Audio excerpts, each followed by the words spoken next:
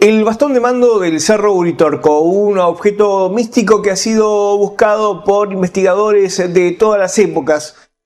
Hace unos meses tuvimos la oportunidad de hacerle en vida la última entrevista al ingeniero Fernando Flugarto Martí, presidente de la Fundación Delfos y una de las personas que más sabe de este tan preciado objeto de nuestro país. Así que compartimos con ustedes la que fue la última entrevista concedida por el ingeniero Flugarto Martí a un medio de comunicación en Argentina. Es una piedra, digamos, es una piedra, digo yo, porque está hecho de piedra. La forma, le llaman bastón, aunque en realidad es un cilindro usado que tiene 1,10 metros de largo, uno de los extremos romo, o sea, más redondeado, y el otro ligeramente más aguzado, sin terminar en punta, sin terminar en punta. Y tendrá un diámetro más o menos de unos 15 centímetros. El material del cual está hecho es material meteórico. ¿Por qué es material meteórico? Porque no es poroso, no tiene ningún poro. Y es de un material que se le llama viridiana, ¿cierto? Muy negro, totalmente negro. Y, aparentemente habría, según los propietarios, eran los indios comechingones, ¿cierto? Los indios comechingones, no sé si sabrán los escuchas, digamos, que eran unos indios bastante particulares que había acá en América del Sur. ¿Por qué particulares? Porque tenían barba, por ejemplo. Tenían barba, eran blancos. Y lo más extraño de todo es que ante el avance de los españoles y o de los curas que venían con los españoles, se suicidaron en masa, tirándose desde el cerro Champaquí, que es el cerro más alto de la provincia de Córdoba. Se tiraron todos en masa desde arriba y se suicidaron. Como decía acá Marcelo, justamente, que estábamos recién comentando ese hecho, quién sabe si no quisieron guardar algún misterio. Guardar, o sea, no contar algún misterio, que se lo iban a... precisamente en esa época los inquisidores sabían bien cómo sacar secretos, ¿no es cierto? Y cómo apareció ahora en superficie, lo encontró un indígena, porque en realidad era de etnia indígena, que se llamaba Orfelio Ulises Herrera. ¿Quién era Orfelio? Era de etnia indígena. Entre sus hermanos era el único que se dedicaba a los temas esotéricos. Estuvo en el Tíbet. Del Tíbet se fue a México. No sé, sé que estuvo en el Tíbet bastante tiempo. Y él dice que allá le indicaron dónde estaba el bastón acá. Pero el bastón estaba al costadito del Cerro Uritorco. En realidad, y esto es un detalle que pocos saben, había 3 objetos ahí enterrados. No solamente estaba el bastón, el pollo y la conana. Él viene hasta México, baja por la zona cordillerana y a la altura de Córdoba se va al Uritorco y ahí se pone a caminar por lo que es la Toma, que vendría a ser un arroyo seco. Es un arroyo seco, pedregoso. Y en un determinado lugar que él tenía indicado se pone a cavar con las manos, a sacar piedras con las manos, hasta que de repente agarra el bastón y saca el bastón. Más adelante saca el pollo. El pollo no se sabe dónde está, se perdió enseguida. Ni Terrera sabía dónde estaba el pollo. El pollo es una especie de trono, un tronito de esos que se ponen contra una pared. Ese se perdió casi enseguida. La conana no, la conana está. La conana es un mortero y hasta con la mano de piedra para el mortero. Peculiaridades de la conana que a mí me ha llamado siempre la atención: si uno mete la mano adentro se le hiela. Si uno mete la mano dentro del hueco de la conana, así, hace un frío terrible. Porque él lo sacó y fue el portador del bastón hasta el año 1930, más o menos, una cosa así. Que él vivía en San Francisco, ciudad de Córdoba, de la provincia de Córdoba. él lo tenía ahí el bastón, tenía la conana también, no tenía el pollo porque, según me decía Terrera siempre, decía, no tenemos idea de qué se hizo del pollo. Y en esa época él ya se sintió mal, estaba un poco viejito, se lo entregó a Terrera. Aquí, cuando digo Terrera me refiero al profesor doctor Guillermo Alfredo Terrera.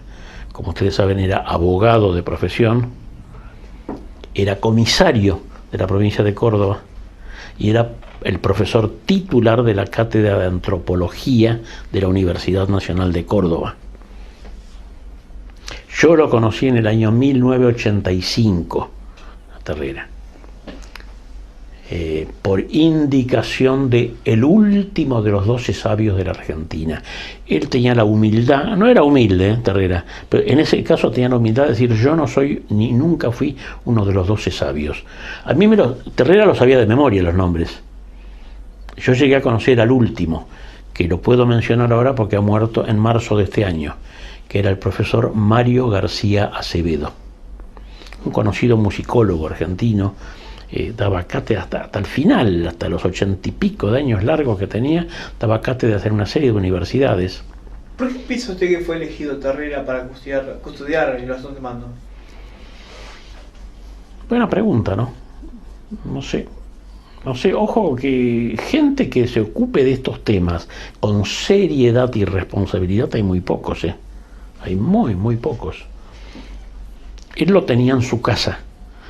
A mí me lo dejó ver muy pocas veces, segunda o tercera vez que fui a su casa ya me lo dejó ver, lo tuve en sus manos un montón de veces.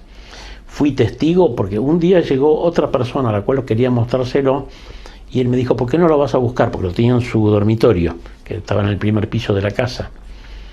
Lo voy a buscar, me seguía mi mujer, siempre mi mujer me sigue a todos lados, ¿no es cierto? Y lo agarro así y digo, ¡epa! Está caliente. Era un fenómeno, le digo, doctor, está caliente. Ah, sí, cada tanto se calienta. Espontáneamente se calentaba. Sí, él dice que lo eligieron, por eso él se llamaba a sí mismo el Ike Simiwinki. Simiwinki es el bastón de mando. ¿No es cierto? Es el bastón de mando. Ike es el portador de. Y por eso él se llamaba a sí mismo el Ike Simiwinki. Poco tiempo después apareció en su casa un personaje muy singular, que era el profesor Saruma. Cuidado que hay gente que anda diciendo de que Saruma era el mismo profesor Acoglanis, nada que ver. Acoglanis era un tipo grande, pelado, nada que ver, que lo mataron. Y Saruma era bajito, con barbita en punta, hablaba con un tono de extranjero, porque conocía castellano porque él decía que había vivido en España varios años. Y tocó el timbre en lo de Terrera un día porque quería conocer el bastón de mando.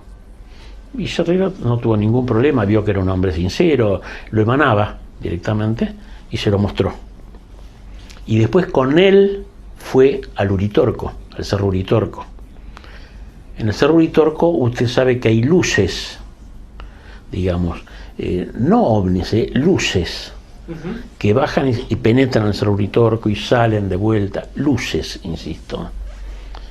Son presencias angélicas posiblemente, o de ese tipo.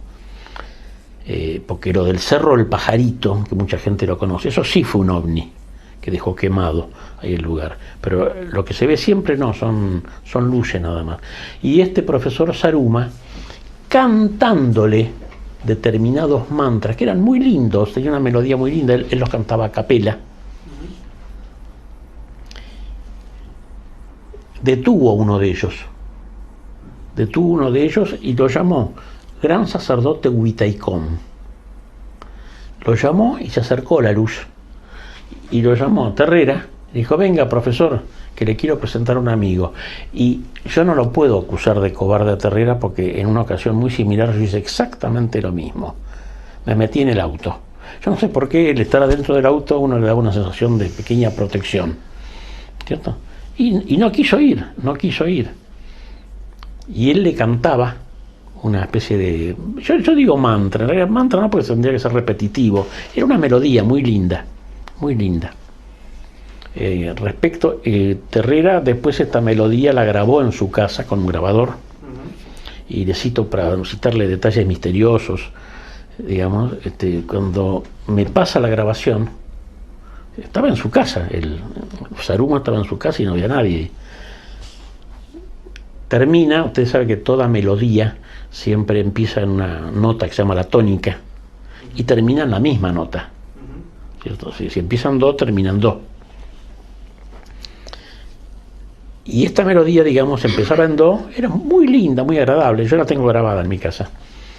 Y cuando termina, la última nota que canta es de vuelta el do, y atrás se siente como un órgano que toca el tono correspondiente menor. Esto lo digo para la gente que sabe un poco de música. El tono correspondiente menor al do mayor es el la menor. O sea, es un tono y medio para atrás, digamos, para la izquierda, más grave. Tanto que se lo hice notar a Terrera, y Terrera me dice, sí, yo nunca supe de dónde salió ese acorde. Después murió Orfelio Ulises Herrera. En esa época, ya estamos en el primer gobierno de Perón. Perón se lo pidió para tenerlo en la Casa Rosada. ¿Hay pruebas de eso? Bueno, pruebas. El único testimonio es el de Terrera. Terrera me lo contaba. Ajá. Terrera me lo contaba directamente a mí. Pero ¿cómo toma contacto con el tema? Pero se ve que lo conocía, se ve que seguramente lo conocía al tema, porque ahora después le voy a contar otro que también lo pidió. Perón lo conocía, lo pidió, él consultó en esa época vivían los 12 sabios de la Argentina, vivían, ya dije, yo conocí uno solo de los 12, el último, y consultó con los 12 sabios, y a pesar, él me dijo, de ser 5 o 6 de ellos muy peronistas, pero de la primera hora, la respuesta fue que no se lo diera, y lo conservó Terrera.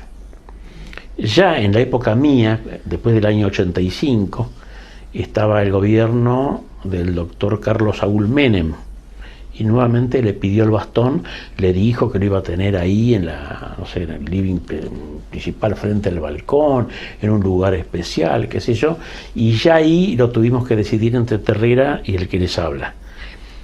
Mi opinión fue de que no se lo diera. Y él dijo, bueno, está bien, no se lo vamos a dar. Y le respondió que no. ¿Y para qué quiere un presidente el bastón de mando? Buena pregunta. Y cree que le va a dar más poder de mando, seguramente. Pero fíjese que se llama el bastón de mando. ¿Por qué? ¿Por qué de mando? ¿Le confiere algún poder? Se dice que sí. Se dice que sí. ¿Y usted que lo ha tenido en la mano, tiene algún poder el bastón de mando? El poder de mando, ya le digo, primero se calienta. Segundo, si usted lo toma en determinada posición, que tiene que ser, acá está mala, tiene que ser vertical, tiene que estar vertical con la punta roma hacia abajo y la aguzada para arriba, como una antena. Ajá. Y usted lo toma. Nosotros nos poníamos en posición de loto con mi mujer y rezábamos, orábamos. Y le puedo asegurar que usted siente la conexión con la divinidad. Es una de las utilidades del bastón de mando. Las demás yo no las conozco mucho. Sé que acumula conocimientos. Ahora, ¿cómo los acumula? Tiene energía. Una vez vino un profesor alemán, me acuerdo, con una máquina para medirle la energía y le rompió el dial.